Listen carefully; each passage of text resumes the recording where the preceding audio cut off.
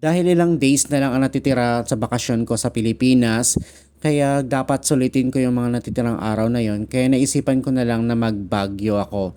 So agad-agad ako nagpunta ng Baguio, walang plano to siya guys. Agad-agad kami nagpunta ng Cubao sa may terminal ng Victory Liner. Doon mismo kami nag-book ng ticket na lang or kumuha ng ticket, nagbabakasakali kami. Pero may available pa naman pala at marami pang available na upuan para sa alauna na madaling araw na biyahe. Ang ticket kasi nakalagay sa amin ay 3 a.m. So ang tagal pa namin maghihintay doon sa Cubao. Pero lucky guys, swerte namin, merong pang seat or chance passenger kami. Kaya nakasakay kagad kami ng alauna ng umaga. So ang nabayaran lang namin sa ticket ay 626 per person, bali express na to siya. So isang hintuan lang to sa may ano lang to hihinto sa may stopover lang nila yung kakain lang yung driver or magsi-CR.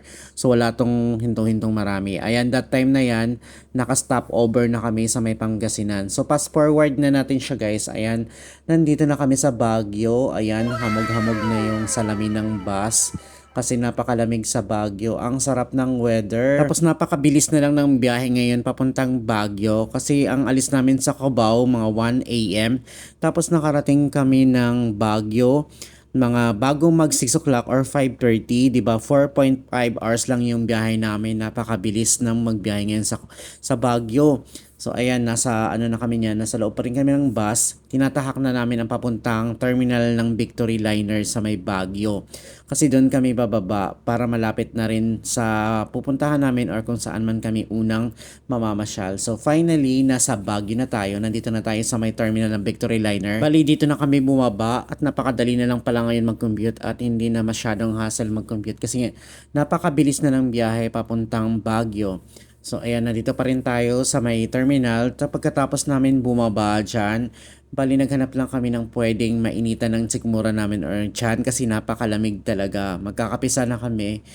Pero nagbago yung isip namin at pumasok kami ng 7-Eleven at kumain na lang ako ng cup noodles para malamigan naman yung tiyan ko kasi sobrang lamig talaga, nanibago ako sa weather. Umuusok-usok pa talaga yung cup noodles ko kasi napakalamig talaga ng weather. Pagkatapos namin nag 7-Eleven at kumain ng cup noodles, so papunta na kami ng Burnham Park. So yun ang una naming pupuntahan. Bali alas 6 pa lang yan ng umaga at ang ginawa namin, nag-taxi na lang kami. So yung nabayaran namin dyan sa taxi ay mga 55 pesos lang ata yun kasi malapit lang pala siya guys. Sabi nga ng mga taxi driver, pwede na naming lalakarin. Pero nga dahil tamad kami at hindi kami sanay maglakad, kaya nag-taxi na lang kami. At mura lang naman ang taxi sa Baguio guys, unlike sa Manila na napakamahal at may dagdag pa.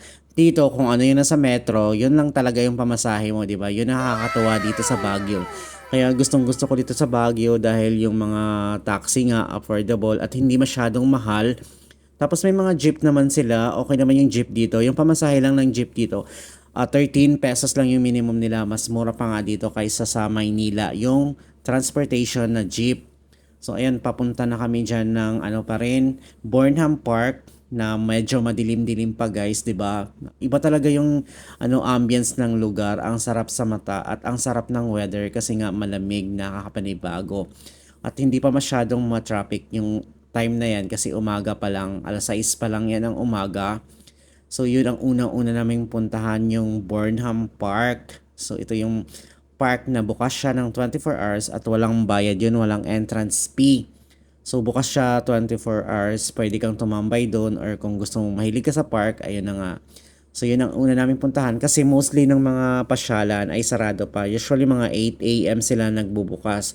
So dahil maaga kaming nakarating sa Baguio, so bago mag 6, kaya magbo-Burnham Park muna kami. At nagulat nga ako pagdating namin sa Burnham Park, marami na palang tao. Medyo marami na yung mga tao dyan, maraming nagsusumba. Marami nang ring mga turista. Siguro mga aga din silang nakarating ng Baguio, yung mga turista sa iba't ibang lugar na nagpunta sa Baguio. So ayan, nandito na tayo guys sa may Burnham Park. So tatawid lang kami dyan. Dyan sa tapat na yan, napakadami ng mga tao, mga nagzumba or naglakad-lakad or nagra-ride sila, yung mga parang mga bike dyan. Marami kasing pwedeng gawing activities dito sa Burnham Park na pwede mong gawin or pwede mong activities na pwede mong gawin dito na iba't ibang activities. pampamilya. So napakadami at meron mga nagsusumba diyan umagang-umaga pa lang, napaka ano nila, energetic na nila guys. So medyo marami ng tao nung time na yan, 6 o'clock pa lang yan ng umaga ha. Punong-puno na or marami ng tao, marami nagsusumba nga. Ito yung mga nagsusumba mga nanay, merong iba't ibang mga age or mga generation dyan na nagsusumba. Tapos may mga rides na yung mga ganyan na magre-rent ka lang, marami ng taong gumagawa ng ganyan or nag-activities na ganyan. So kami naglakad-lakad lang kami dyan kasi nga kakakain lang namin ng breakfast. Kaya nagpapababa lang kami ng kinain namin yan. So ayan yung mga rides na pwede nyong rentahan per 30 minutes or for 1 hour. Merong dalawahan dyan, merong single. Ayan yung mga ganyang rides kung gusto mo. So available yan siya. Iba't ibang presyo lang. Meron pang isahan, meron pang family, meron pang dalawahan. So inikot-ikot lang namin dyan yung buong Burnham Park. Kasi nga wala pa kaming ibang mapuntahan that time kasi sarado pa.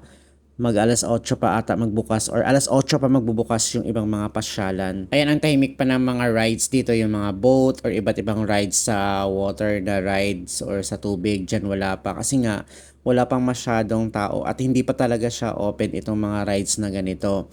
So mga alas 8 pa yan sila magbubukas kaya ang dami na rin mga turista. Ayan, nag-picture-picture na lang muna kami dyan. Ayan, kunyari lakad-lakad.